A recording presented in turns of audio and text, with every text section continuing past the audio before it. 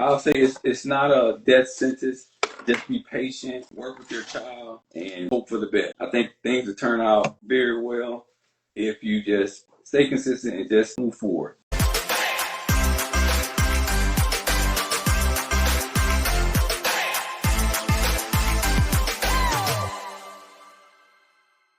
I am Dr. Teresa Smith. Welcome to this edition of Talk with TAS.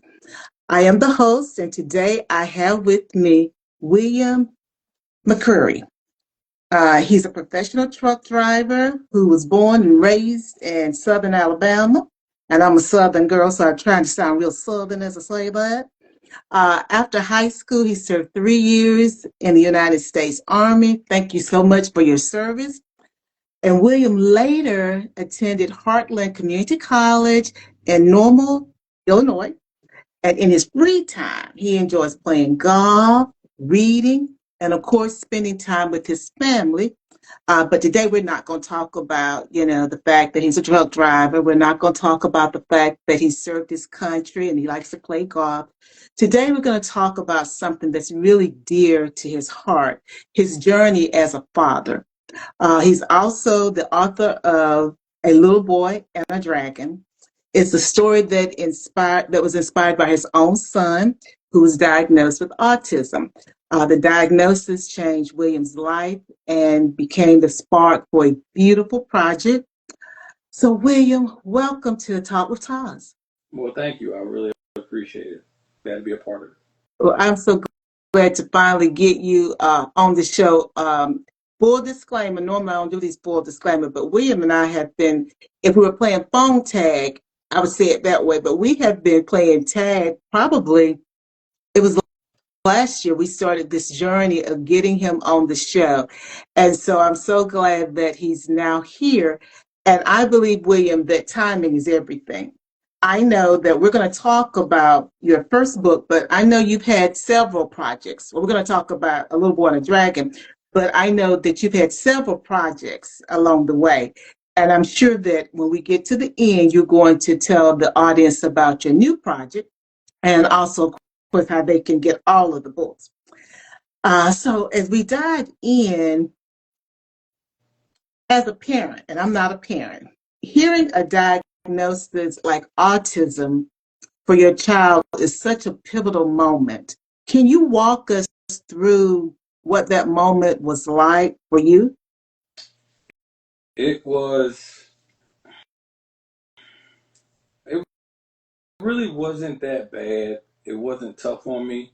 I've been in the special needs community. I have a grandmother that was a director at a special needs community. So it really didn't hit me that hard. It just made me feel like I got a lot of work to do. A lot of work to do. And, hello, Jesus Blackman. Thank you for joining us. In another career, I used to be a vocational rehabilitation counselor. And I don't know if you're familiar with that term VR, but what I did was I was a school VR counselor. And so I worked with students who had disabilities.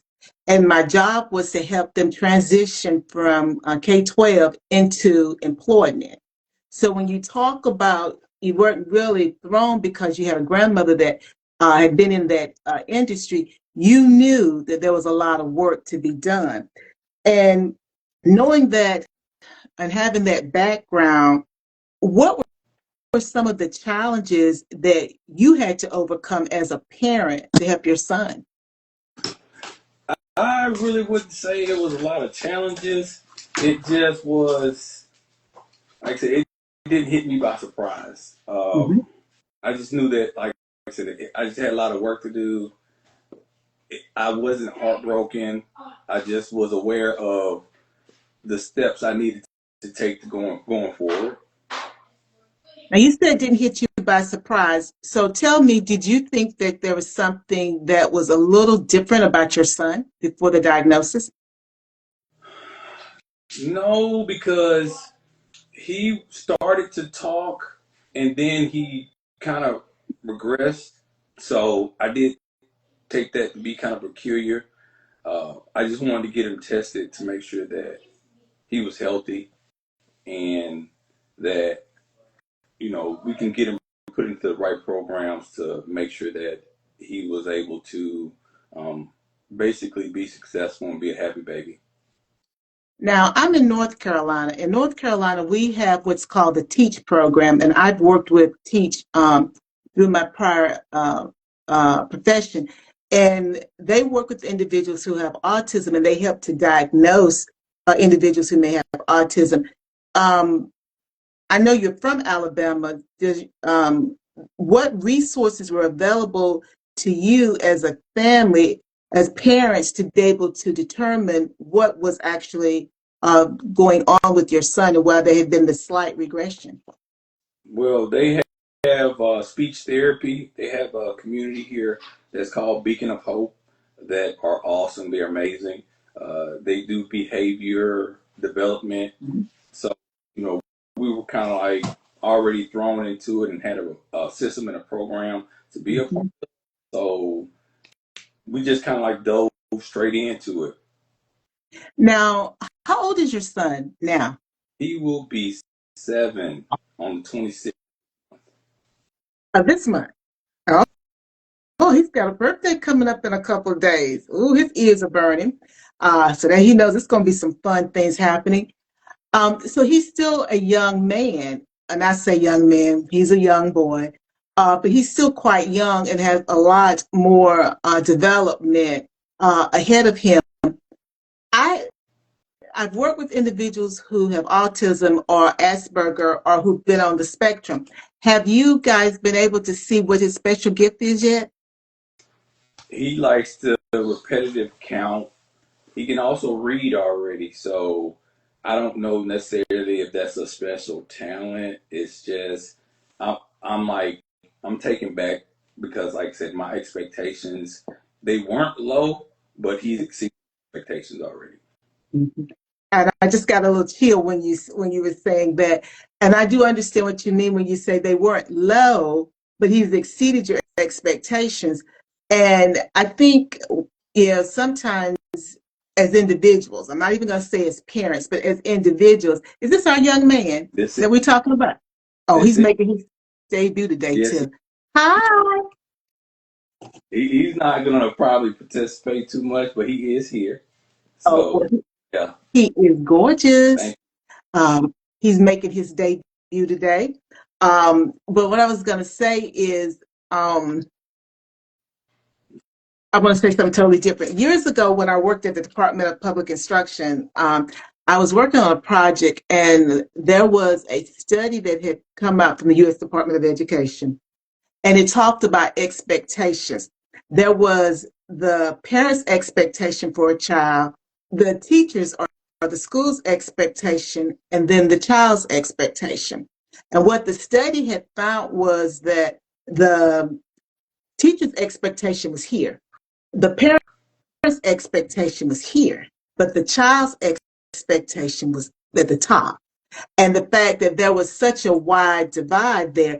And I share that with you and with other parents because, as you said, it wasn't that your expectations were low, but he had far exceeded already what your expectations were. And so I give that to you as a gift because as he continues to grow up and mature, he will continue to exceed your expectation and maybe eventually even exceed his own expectations. But hopefully, when those years come, he'll be like, "Oh, I knew I could do it all the time," And so that's just a wonderful way that children, regardless of where they are as far as their learning, they believe that they can do more than even what their parents believe and even what the school believed. And I think that's just a wonderful thing. Jesus Blackman said, keep being strong black man.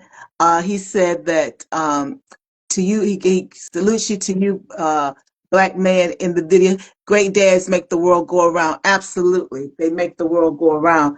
And we need to celebrate and recognize our fathers. Sometimes, so thank you for saying that, Jesus Blackman, because sometimes folks like to give black fathers a bad rep, that they're not a part of their children's lives. And they are part of their children's lives. There's many ways to be a part of a child's life. And even if you're not a father, I know a lot of black men who are mentors and they're helping young males as mentors. So again, they play such an important role in the parenting process. Now, what was it that made you say, okay, I want to share my son's journey or share to write a book about that you called A Little Boy and a Dragon? I just basically want to bring awareness to the special needs community, just be a voice for them, somewhat of an advocate to let them know that they're not alone. They aren't not seen. They aren't not heard. I just want them to be able to be treated with some type of respect and dignity in the world. Um, I, I guess I think that is so important. And I'm a little different because I've worked with special needs children and young adults. And so I see things so totally different.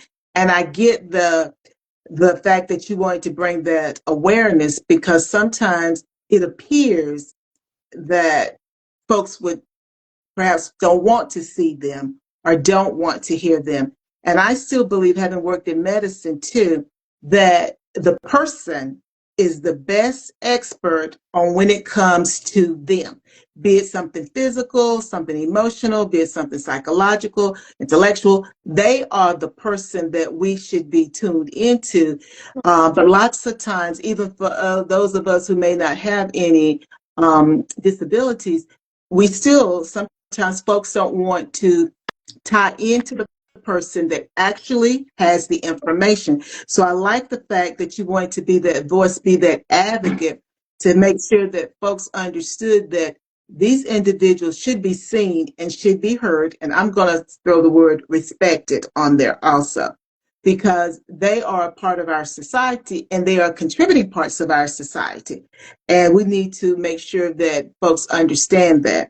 So I applaud you for utilizing the book in that manner. So you've written the book. How has the book been received by those that perhaps were a part of, I'm going to say, your network, given that your grandmother was in that community? How has the book been received? It's been received greatly. I locally, a lot of people have given me great feedback. So I'm just kind of like banking off that and moving forward. I would like to get it into the school district. I know a couple people that know the superintendent down here, so I'm hoping sooner than later, to kind of get a meeting with him Mhm. and have him look over it and maybe having it be a part of the curriculum. Oh, that would be wonderful. That would absolutely be wonderful. Because you correct me, are you hoping that the readers see the, I don't know if I want to use that word. Mm, I won't use that word. Are there specific themes or messages that you have in the book that you want the reader to focus on? The message of, kindness, compassion, love.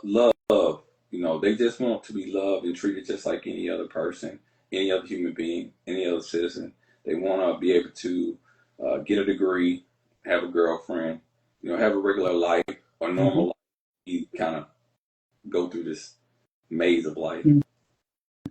And that's why, when I think back on my work with voc rehab, it was so important. I was a lot younger then, but not that much younger. And what we did was to level the playing field so that those individuals could have a regular life, have a job, be contributing, have a girlfriend, go get additional education. And that is so important to be viewed as a contributing component of our society. Jesus Blackman wrote also, there's a lot of great dads out there. Absolutely. Thank you. He stepped away. You guys have a blessed day. He said to us, I always appreciate Jesus Blackman for jumping in and supporting me and the individuals that I bring on the platform to share their messages. Um,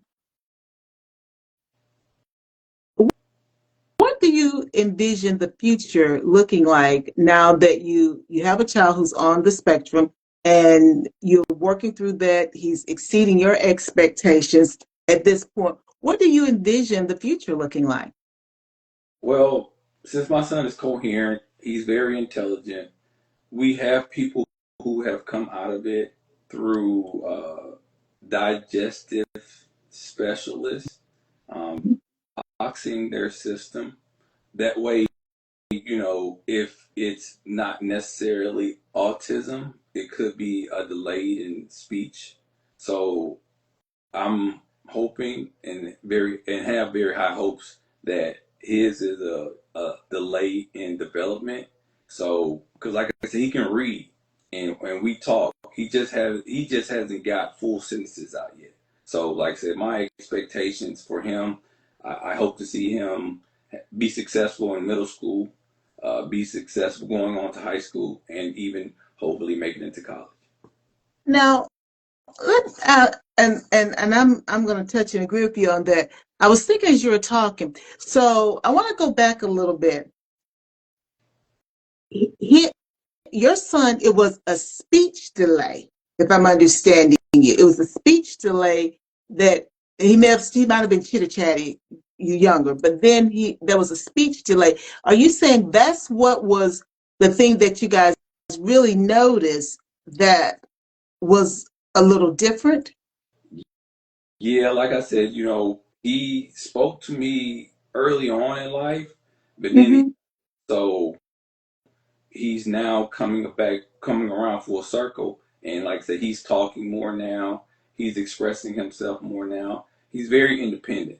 So he's allowed to basically roam freely throughout the house and, you know, just have his way with the place. Mm-hmm. Go to the cabinet and he points certain things out and he'll tell me what he wants. Like he'll tell me his favorite snacks. Slim Jim, he'll say Gushers, he'll tell me juice. So Uh-huh. we're just working on getting full sentences out. He even before he left out of here, he was trying to tell me, "Daddy, I'm ready for a bath." So he was saying, bath," and I'm not just yet, but I'm gonna get you a bath. Mm-hmm. And and you were saying because autism, it's just like with other illnesses. And I can talk about this because I'm never textbook. But then when I'm textbook, the doctors don't seem to see that I'm textbook. But most times I'm never textbook when something's going on with me. Um, but autism, and not just autism, because you said something. That's the reason I want to go back to this. Cognitive delays, autism, and other forms of air quote, I'm going to say symptoms. I'm not going to say diseases or diagnosis. I'm going to say symptoms. They present so differently in children because you said that it's a possibility because you talked about digestive specialists. You said something about oxygenation. I'm probably mispronouncing it, and that you're doing other things, and it's a possibility that he may. You used the term "grow out of" whatever, but depending upon what's really going on, he may excel tremendously, and things level out. Because did I understand what you were saying? That's absolutely correct. I was speaking to someone today, and they're talking about just leveling out, Mm-hmm. using digestive drops to get those toxic chemicals out of the stomach, whether it's sugar, whether it's lead, or etc.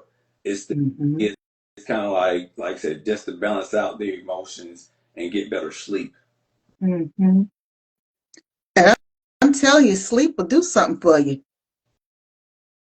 They need to bottle it. I'm telling you, and it'll do something for you if you're not Right. resting, because you can get sleep, as my watch will tell me sometimes. You slept, but you didn't read. You didn't rest. So Right. being able to sleep, then rest, and we're talking about young kids whose bodies are still developing.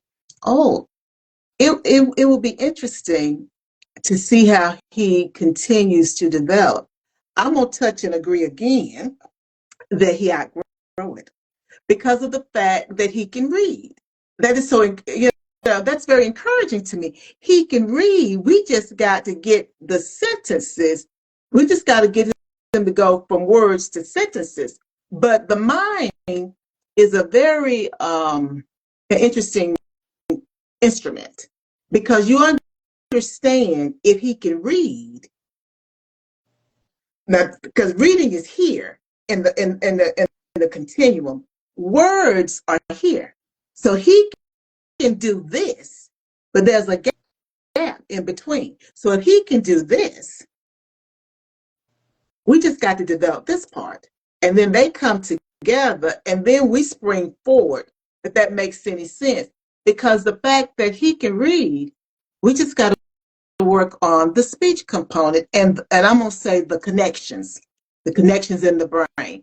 So, William, I want you to keep me informed on how he's doing because I have another interest because that's fascinating to me. And I know that that's interesting. That's where we have to talk offline. I know that that's very interesting that he can read. That's very interesting. And for anybody listening, that's very interesting when a person can read, but they don't formulate sentences. Very interesting. Y'all read between the lines. Thank you, Nisha. Hello, Fred. Hello, my Sarah. Thank you for joining. And she said, so true. Mm-hmm. There's a lot of hope there. But let me ask this. What clued you in on digestive specialists seeking assistance through them? Well, he has issues sometimes with bowel movements, but that's, and then we're working with different medicines now that we're trying on him, and it's kind of throwing his energy off and throwing his behavior off. So I'm kind of like attesting that digestive in that. So once we get a specialist to kind of look at him and give us a little bit better of a understanding and diagnosis, I think we're going to explore like I said, detoxing him and seeing that if that helps with the behavior issues and even with issues as well. Mm-hmm. I'm going to invite some folks on my platform. Well, I've told them I'm going to bring them on. I'm doing some alternative medicine. I'll just leave it at that. And one of the things I'm using is to help me with my bowel movements. I had an issue with bowels and was out of work for 4 months. Was in the hospital. And what I found is that I'm better using the alternative medicine, and I've been off the prescription medicine for several months now. My doctor doesn't know that, but she'll know it when I see her in a couple of months. But I took myself off of the prescription medicine. So I think you're on the right path. I think you're on the right path. And sometimes our bodies are filled with toxins. So I think you guys are on the right path with that. Um,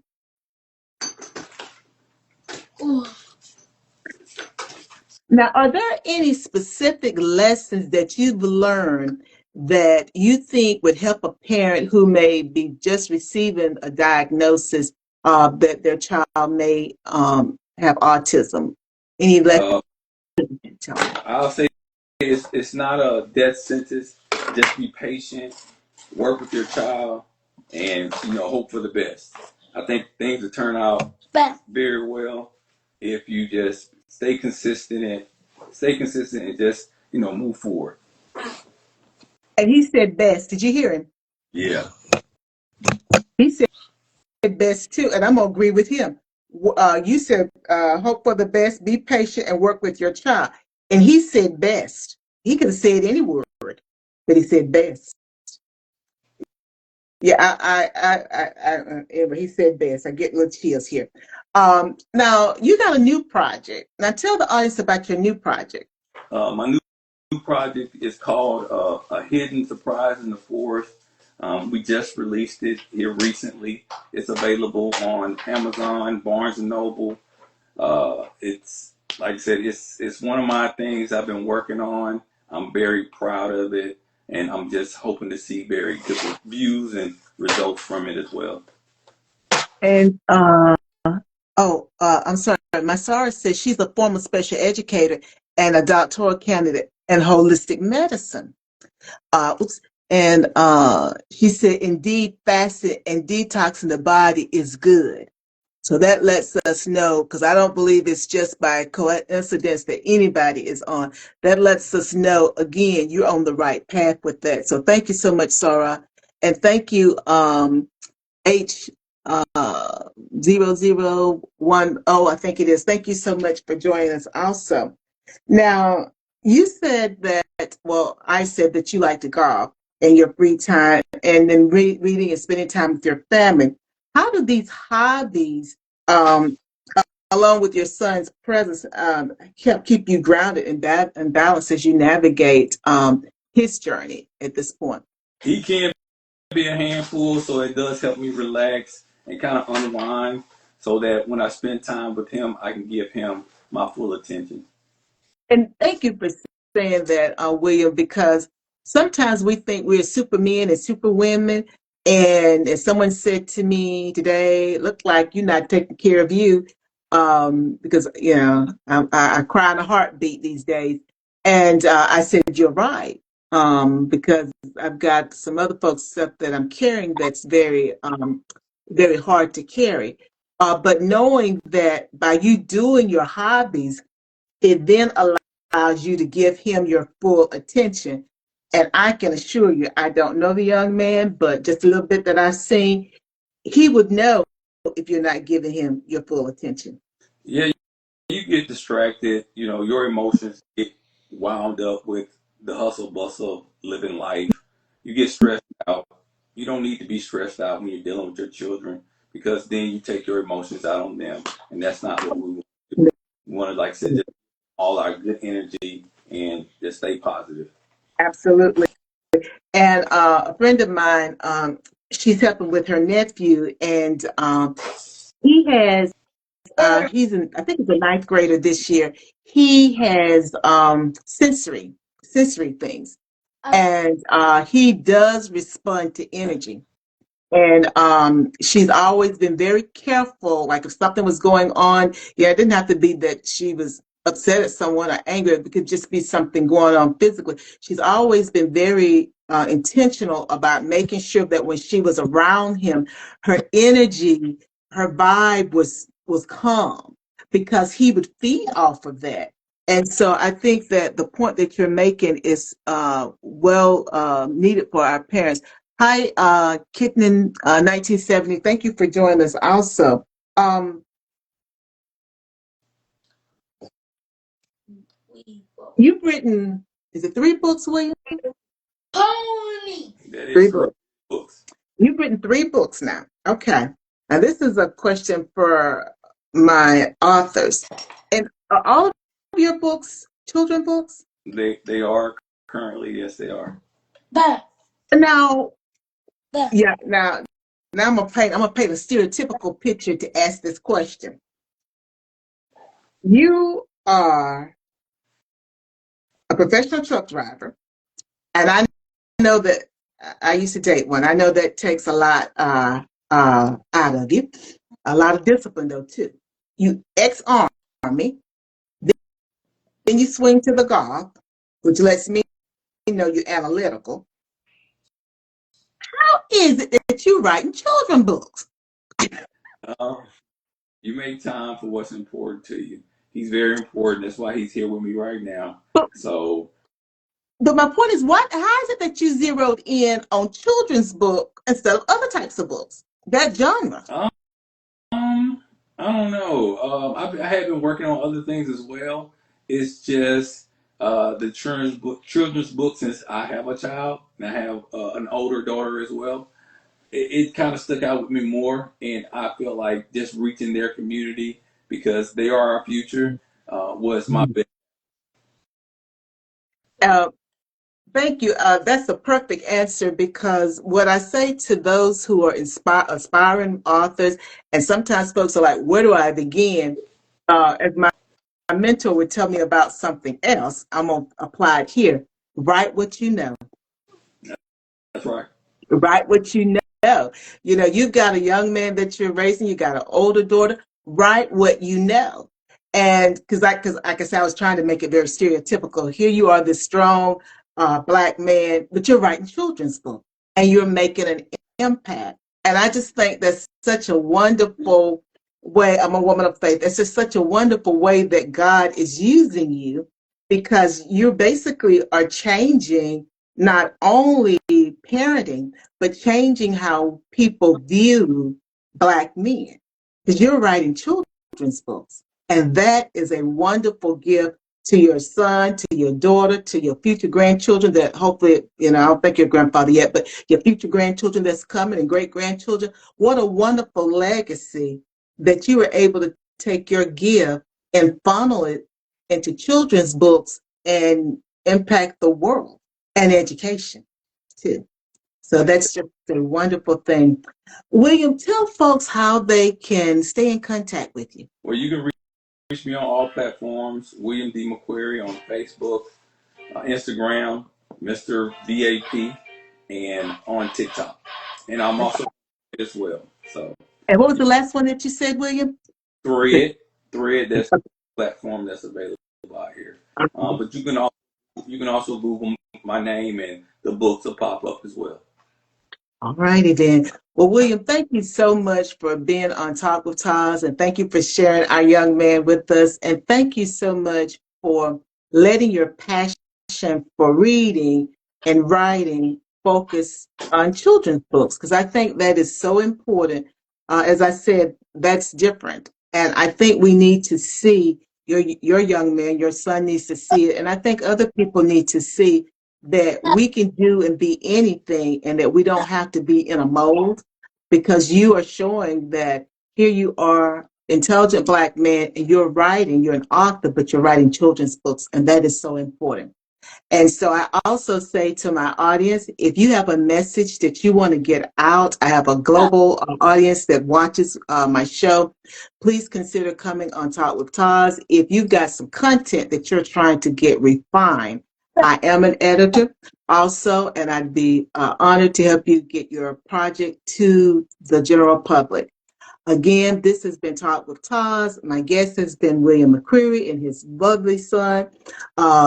And remember, before you go taking care of someone else, please make sure you take care of yourself first. Bye now.